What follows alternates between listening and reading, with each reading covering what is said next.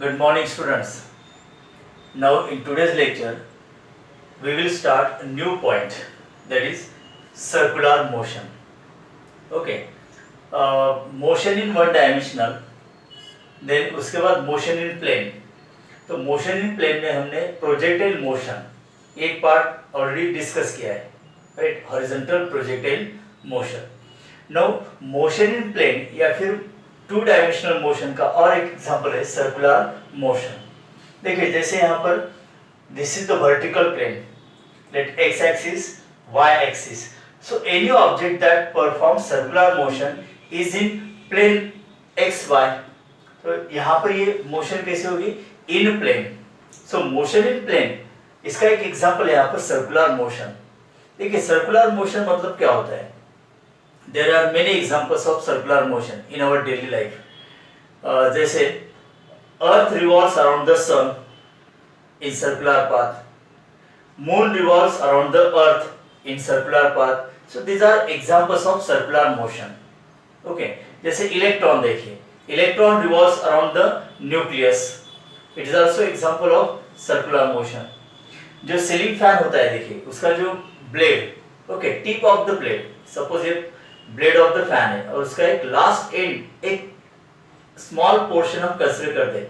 जैसे ब्लेड यहाँ पर रोटेट होगी, देखिए ये टिप ऑफ द फैन, ये जो स्मॉल पोर्शन है at the last portion of the blade, so that performs circular motion. Similarly देखिए इन वॉल वॉच है ना, सेकंड हैंड, उसके बाद मिनट हैंड और आवर हैंड होता है. तो tip of minute hand, second hand और hour hand that rotate in circular motion. तो these are all examples of circular motion. और एग्जांपल देखिए, सपोज एक स्ट्रिंग है, okay, one end of the string is held in your hand and other end is tied with a stone. अगर इसको हम ऐसे horizontal direction में घुमाते हैं तो stone will perform horizontal circular motion. Okay, और उसका सेंटर कहां पर होगा? इस पॉइंट पर होगा. So these all are examples of circular motion. जैसे मेरी गो राउंड होता है ना, या फिर giant wheel, chair of giant wheel also performs circular motion. So circular motion के बहुत सारे एग्जांपल्स हम देख सकते हैं. Now what is meaning of circular motion? देखिए इसमें हर एक एग्जांपल में object performs the circular motion, that means it moves along the circumference of circle. देखिए यहाँ पर एक ऑब्जेक्ट है, सपोज इसकी इनिशियल पोजीशन है A, okay, object A. Let this is the center of the circle. If object performs circular motion in anti-clockwise direction, as shown in figure, like this, okay.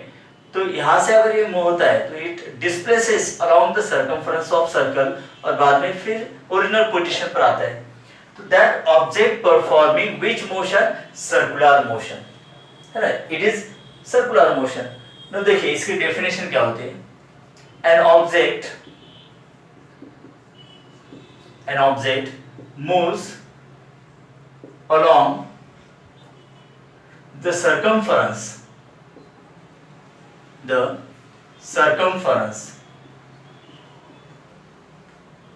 of a circle is called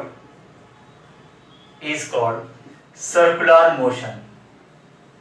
एक basic definition है circular motion की.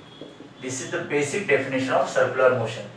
देखिए जैसे translational motion होता है, there are different types of motion and that types of motion depends on the path followed by object during its displacement. अगर एक object है उसके ऊपर फोर्स अप्लाई करते हैं, okay, and it displaces along a straight line, so this is one dimensional motion.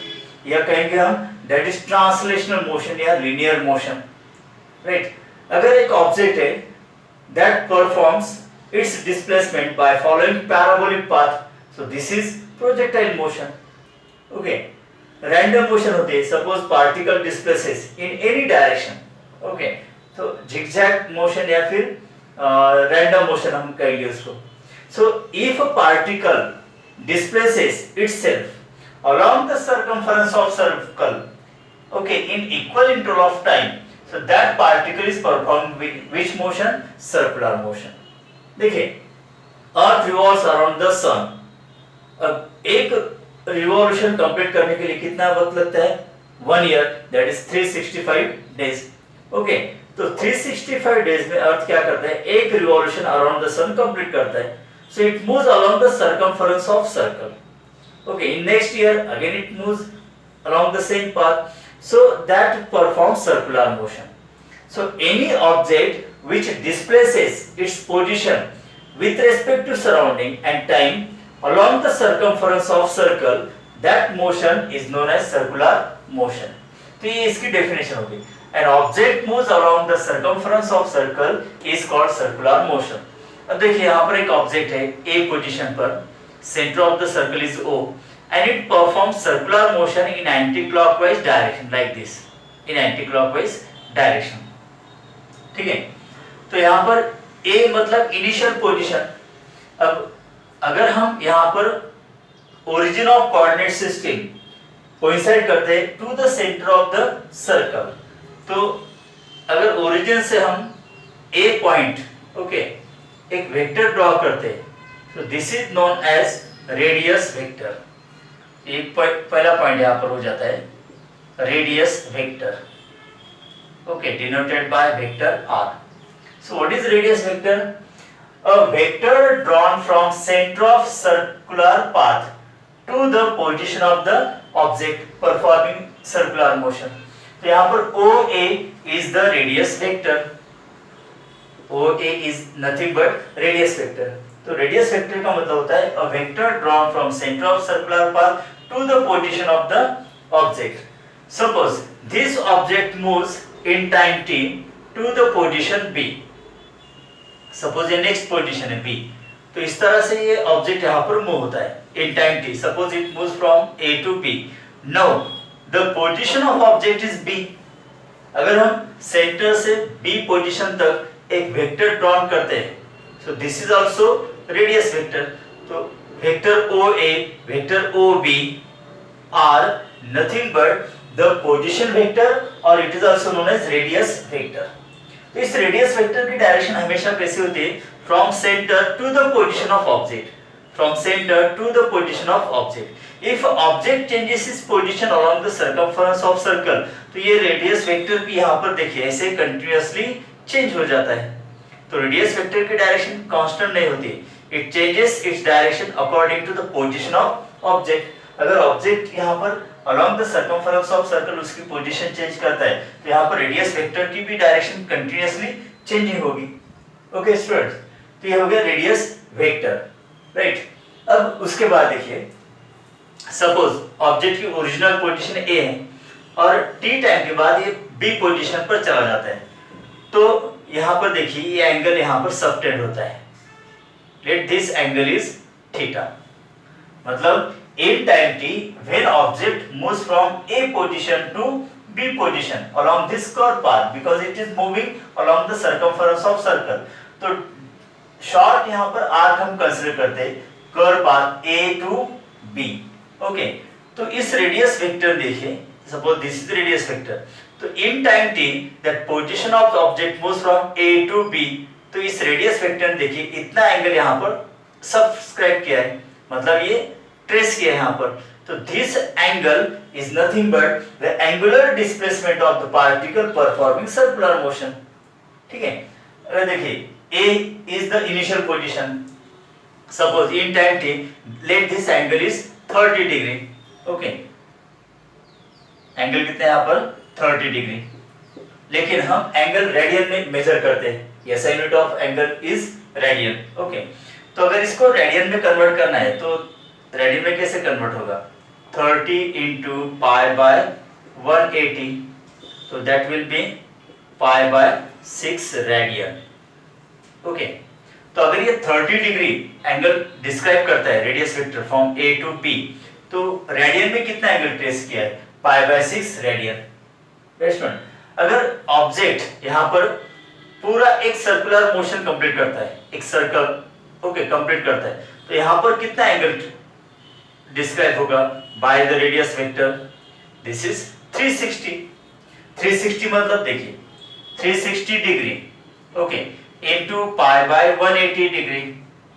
So this is 2 pi radian. मतलब अगर object performing circular motion उसने एक सर्कमफरेंस पूरा कंप्लीट कर लेता है तो that it covers how much angular displacement, that is 2 pi radian, मतलब 360 degree. Okay, this is nothing but angular displacement. देखिए जैसे ऑब्जेक्ट अगर फोर्स अप्लाई करते हैं and it moves strictly around straight line, तो that is linear displacement, that is linear displacement.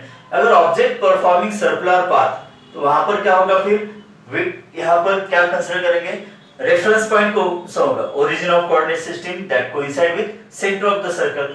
तो with respect to O point यहाँ पर angle हम ऐसे मेजर कर सकते हैं.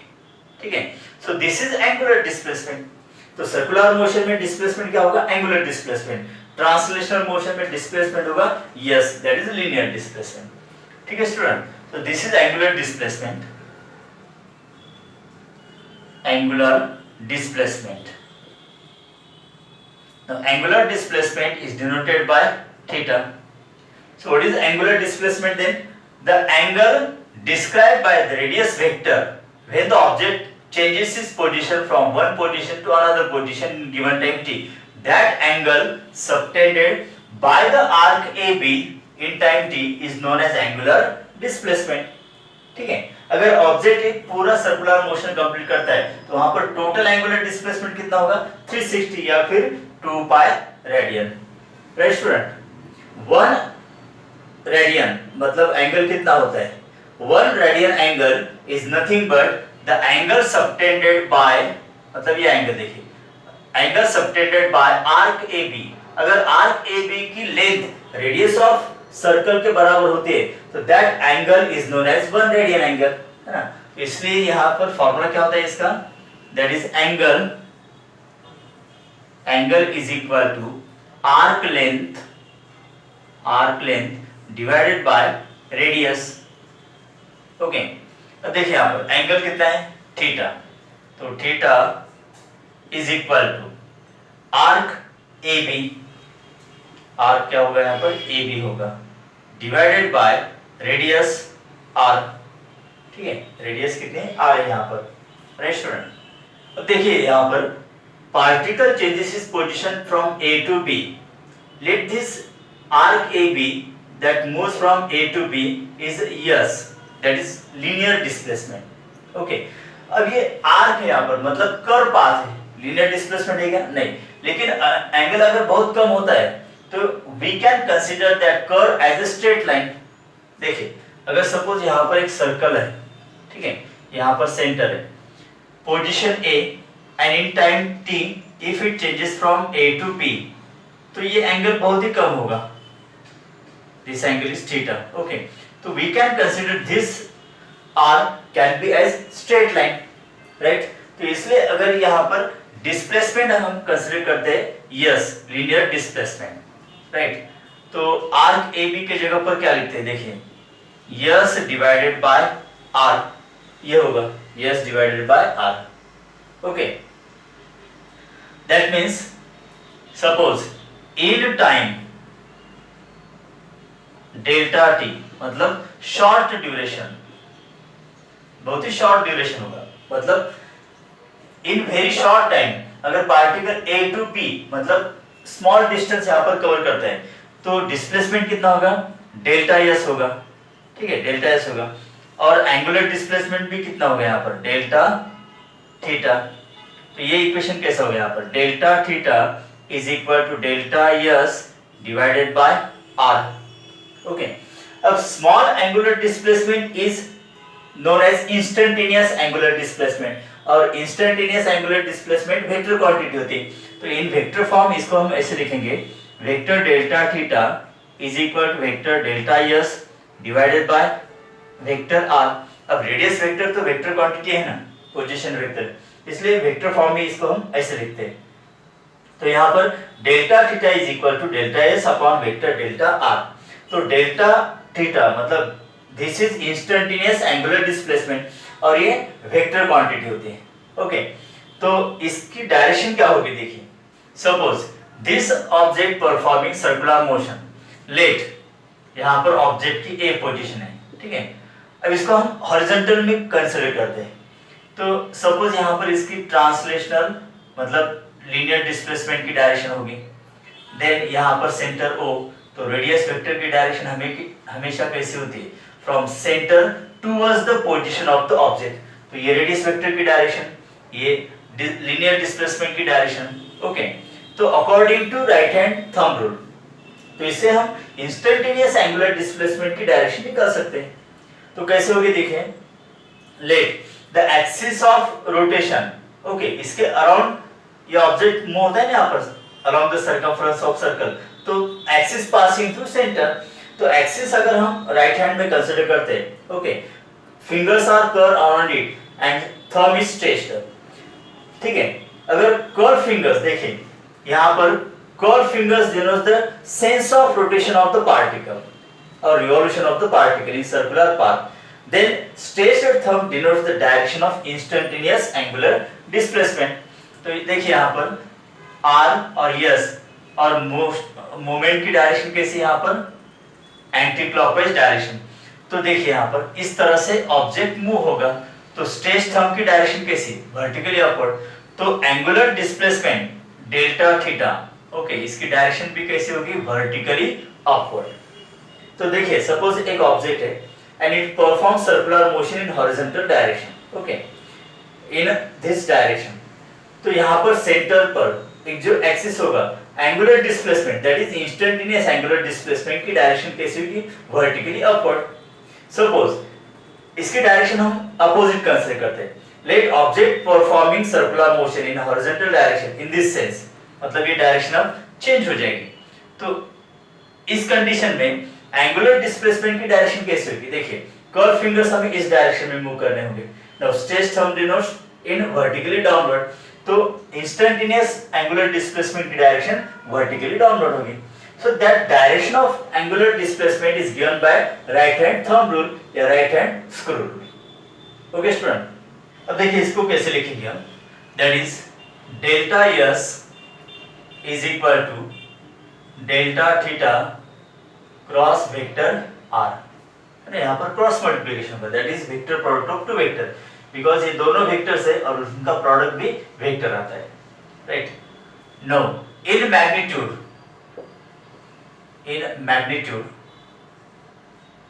Delta S is equal to delta theta into R, ये होगा, okay. No infinite time duration, okay, तो S is equal to theta into R. So this is the relation between S and theta. What is S? That is linear displacement, DISP मतलब displacement, okay, is equal to angular displacement into radius, that is magnitude of radius vector, okay, this is equation number 1. now next point यहाँ पर हम discuss करते हैं angular velocity it is denoted by vector omega, not small w, ये omega है symbol, okay. Angular velocity का symbol होता है ओमेगा। अब एंगुलर वेलोसिटी मतलब क्या होता है, जैसे हमें लीनियर वेलोसिटी पता है, what is linear velocity, this is the time rate of change of linear displacement, है ना, मतलब rate of change of linear displacement is nothing but linear velocity. वैसे एंगुलर डिस्प्लेसमेंट क्या होता है, थीटा। अगर एंगुलर डिस्प्लेसमेंट है तो वहां पर एंगुलर वेलोसिटी भी होगी विथ रिस्पेक्ट टू टाइम। अगर हम एंगुलर डिस्प्लेसमेंट को डेरिवेट करते हैं, डिफरेंशिएट करते हैं, तो हमें एंगुलर वेलोसिटी मिलेगी। जैसे देखिए angular velocity is defined as the time rate of change of angular displacement. Suppose A position पर एंगुलर डिस्प्लेसमेंट थीटा 1 है। Now in time t let the particle moves from a to b और यहां पर angular displacement है theta 2, ओके। तो during time t इतना change in angular displacement हुआ है, ओके। तो angular velocity that is change in angular divided by time duration. तो यहाँ पर क्या होगा, angular velocity omega is equal to change in angular displacement, मतलब ए पोजीशन पर एंगुलर डिस्प्लेसमेंट सपोज θ1 है and during time t it changes its position to b and इसका angular displacement यहाँ पर होता है θ2। तो चेंज इन एंगुलर डिस्प्लेसमेंट क्या होगा यहाँ पर, θ2 minus θ1 divided by time duration t। तो यहाँ पर ये फॉर्मूला होगा एंगुलर वेलोसिटी के लिए, omega is equal θ2 minus θ1 upon t। Suppose in short time, okay देखिए, in short time interval delta t, okay, तो यहां पर स्मॉल एंगुलर डिस्प्लेसमेंट क्या होगा, डेल्टा थीटा, ओके। तो एंगुलर वेलोसिटी मतलब ओमेगा क्या होगा, small change in angular displacement that is delta theta upon time duration कितना है, शॉर्ट है, डेल्टा t। तो ये फॉर्मूला होगा यहाँ पर, ओके। अब इसको वेक्टर फॉर्म में ऐसे लिखेंगे हम, vector omega is equal to vector delta theta upon delta t, because instantaneous angular displacement vector quantity है ना, that delta t is very short interval मतलब इंस्टेंटेनियस टाइम इंटरवल। अब इसका मीनिंग क्या होता है देखिए, vector omega is equal to limit delta t tends to 0 delta theta divided by delta t, okay. अब यहाँ पर डेल्टा का मतलब शॉर्ट ड्यूरेशन, ये आपको समझ लेना चाहिए, डेल्टा मतलब very very small change, okay. तो डेल्टा t टेंड्स टू 0 का मतलब क्या होता है कि ये टाइम ड्यूरेशन इतना शॉर्ट है कि दैट टेंड्स टू 0, मतलब क्या होता है कि देखिए, for very short infinitesimal time duration, इसका मीनिंग क्या है ये क्लियर कीजिए पहले, ठीक है। तो वेरी शॉर्ट इंटरवल मतलब देखिए, जैसे हम टू व्हीलर चलाते हैं या फिर फोर व्हीलर चलाते हैं ना, तो वहां पर एक स्पीडोमीटर होता है। तो इंस्टेंटेनियस वेलोसिटी का मतलब क्या होता है, the velocity at this instant, मतलब एट दिस टाइम। तो ये टाइम कितना होता है, प्रेजेंट टेंस कितना होता है, जरा सोचिए, प्रेजेंट टेंस कितना होता है, and that time duration is nothing but infinitesimal time duration, that is delta t tends to 0। ये बहुत ही कम होता है। देखिए, जब तक हम उस मोमेंट को याद करते हैं तब तक वो पास्ट टेंस में चला जाता है। देखिए, मैंने अभी जो सेंटेंस यहाँ पर कहा है वो पास्ट टेंस हो गया ना, मतलब जो हमारा अभी का प्रेजेंट मतलब दिस इंस्टेंट, अब दिस इंस्टेंट अगर हम कहते तो तब तक ये पास्ट टेंस हो जाता है ना। तो ये इंस्टेंट जो प्रेजेंट टेंस हम कहेंगे that is very very short duration. देखिए, एक सेकंड पहले जो हमने बात की थी वो पास्ट में चले गई, भूतकाल हो गई, ठीक है, अभी है क्या वो नहीं। तो अभी का प्रेजेंट टाइम कितना है, बहुत ही शॉर्ट होता है, and that is tends to 0, okay, that is tends to 0। तो ये प्रेजेंट टेंस बहुत सी ड्यूरेशन कम होता है, so that is limit delta t tends to 0, मतलब इतना टाइम कम जहां पर ये स्मॉल एंगुलर डिस्प्लेसमेंट परफॉर्म करेगा। तो एंगुलर वेलोसिटी भी कैसी होगी, वेरी स्मॉल होगी। So that is vector omega is equal delta theta upon delta t, okay। अब इसको कैसे लिखेंगे देखिए, omega is equal to d theta by dt, तो ये वेक्टर फॉर्म में ऐसा होगा, right. In magnetic form omega is equal to d theta by dt, ये फॉर्मूला होगा। नो स्टूडेंट, मतलब angular velocity is nothing but the rate of change of angular displacement. What is d theta? Change in angular displacement. Now, अब हमें linear velocity पता है। Suppose object यहाँ इस position पर है, तो linear velocity मतलब क्या, ट्रांसलेशनल स्पीड, ओके। अगर इस पोजीशन पर हम टेंजेंट ड्रॉ कर दे उस सर्कुलर पाथ को, तो वहां पर हमें क्या मिलेगी, लीनियर वेलोसिटी मिलेगी। तो लीनियर वेलोसिटी का मतलब क्या होता है, okay, v is equal to ds by dt, ये फॉर्मूला है ना, मतलब rate of change of linear displacement. अब लीनियर डिस्प्लेसमेंट सिंबल क्या होता है, यस होता है। तो ये जनरल डेफिनेशन है ना कि linear velocity is defined as the rate of change of linear displacement. तो v is equal to, okay, d dt of, अब यस देखिए, यस का मीनिंग क्या होता है, from equation 1 theta into r, right. तो v इज इक्वल टू, अब ये r कांस्टेंट है ना, देखिए पोजीशन ऑफ ऑब्जेक्ट कहीं पर अगर होती है along the circumference of circle, देखिए एक पॉइंट पर रेडियस कितनी r है, यहाँ पर भी रेडियस r, तो रेडियस तो चेंज नहीं होगी ना, तो r यहाँ पर कांस्टेंट है, तो कांस्टेंट को हम डेरिवेशन के बाहर निकालते हैं। Okay, r into d theta by dt, तो v is equal to r into, अब d थीटा बाय dt का मीनिंग क्या होता है, यहाँ पर है d थीटा बाय dt मतलब rate of change of angular displacement with respect to time, so this is angular velocity, so इसको हम ओमेगा लिखते हैं। राइट, तो इन वेक्टर फॉर्म में कैसा लिखते हैं इसको, vector v is equal to vector omega cross vector r, so this is the relation between linear velocity and angular velocity. So what is v? Linear velocity, omega angular velocity, and r मतलब radius of circular path. So that gives the relation between linear velocity and angular velocity. देखिए यहाँ पर linear velocity is equal to omega मतलब angular velocity into radius.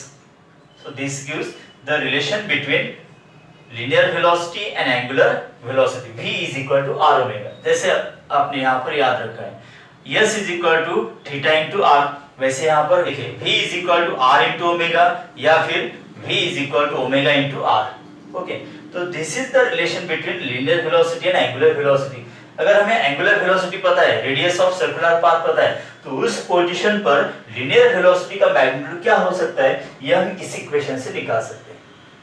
So this is relation between linear velocity and angular velocity, right. अब देखिए यहाँ पर angular velocity is also a vector quantity. अब इसकी डायरेक्शन कैसे निकालेंगे हम, वही right hand thumb rule, right hand rule. तो एंगुलर वेलोसिटी की डायरेक्शन भी हम राइट हैंड रूल से निकाल सकते हैं। जैसे देखिए curve finger denotes the direction of rotation या रिवॉल्यूशन ऑफ पार्टिकल, तो stretch thumb denotes the direction of angular velocity. Okay, देखिए यहाँ पर वेक्टर v और वेक्टर r मतलब linear velocity and radius vector, ये दोनों हॉरिजॉन्टल प्लेन में, तो एंगुलर वेलोसिटी की डायरेक्शन कैसे होगी, ये वर्टिकल अपवर्ड। हमने यहाँ पर sense of rotation of the particle कैसे कंसीडर किया है, इस डायरेक्शन में। ओके, तो stretch thumb denotes the direction of angular velocity, मतलब इंस्टेंटेनियस एंगुलर डिस्प्लेसमेंट और एंगुलर वेलोसिटी दोनों की डायरेक्शन हम राइट हैंड थंब रूल से निकाल सकते हैं। ओके स्टूडेंट्स, अब उसके बाद नेक्स्ट पॉइंट यहाँ पर एंगुलर एक्सेलरेशन,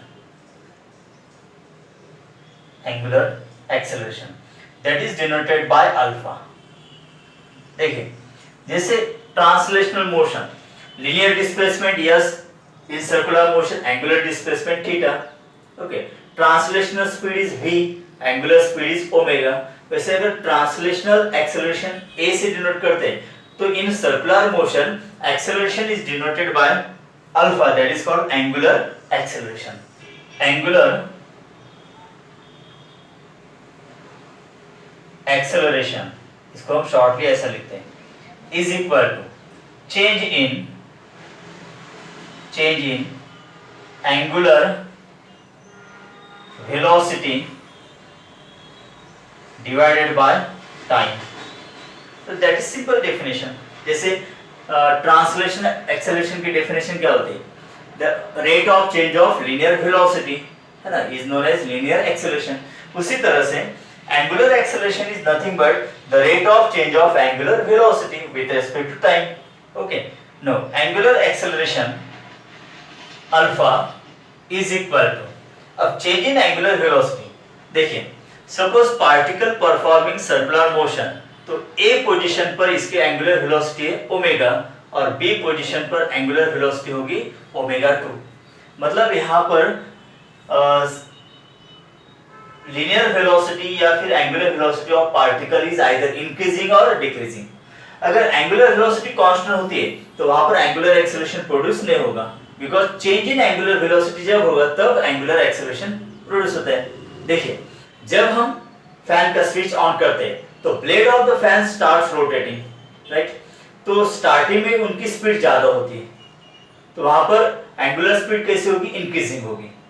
ओके, अब कुछ देर के बाद यहाँ पर speed of the blade of the fan ये कांस्टेंट हो जाएगी, तो वहां पर फिर एंगुलर वेलोसिटी भी कांस्टेंट रहेगी। ओके, जब हम स्विच ऑफ कर देते हैं तो ब्लेड ऑफ द फैन उनकी स्पीड कम हो जाएगी, तो वहां पर फिर एंगुलर वेलोसिटी कैसे होगी, डिक्रीजिंग होगी। मतलब जब एंगुलर वेलोसिटी में चेंज होगा तब वहां पर एंगुलर एक्सेलरेशन प्रोड्यूस होगा। ओके, अदरवाइज एंगुलर वेलोसिटी अगर कांस्टेंट है तो वहां पर एंगुलर एक्सेलरेशन नहीं होगा। तो angular acceleration is nothing but the rate of change of angular velocity. Suppose A position पर एंगुलर वेलोसिटी है ओमेगा, बी पोजीशन पर एंगुलर वेलोसिटी है ओमेगा 2, तो एंगुलर एक्सेलरेशन क्या होगा, देखिए alpha is equal to omega 2 minus omega 1 upon T. तो ये बेसिक फार्मूला होगा student. Now in vector form देखिए, vector alpha is equal to omega 2 minus vector omega 1 divided by T. देखिए alpha, vector alpha is equal to change in angular velocity, let that change is very small, तो हम यहाँ इसको delta omega लिख सकते हैं, है ना, divided by delta T for short duration. Change in angular velocity भी शॉर्ट होगा यहाँ पर, तो अल्फा, अगर ये डेल्टा टी मतलब short duration, very very short duration, तो लिमिट क्या होगी इसकी, डेल्टा टी टेंड्स टू 0, तो limit delta T tends to 0 delta omega by delta T. तो अल्फा के लिए इक्वेशन क्या होगा, angular acceleration is equal to D omega by D T, D omega by D T, right student. तो ये equation, तो in magnetic form alpha is equal to D omega by D T, ये equation होगा।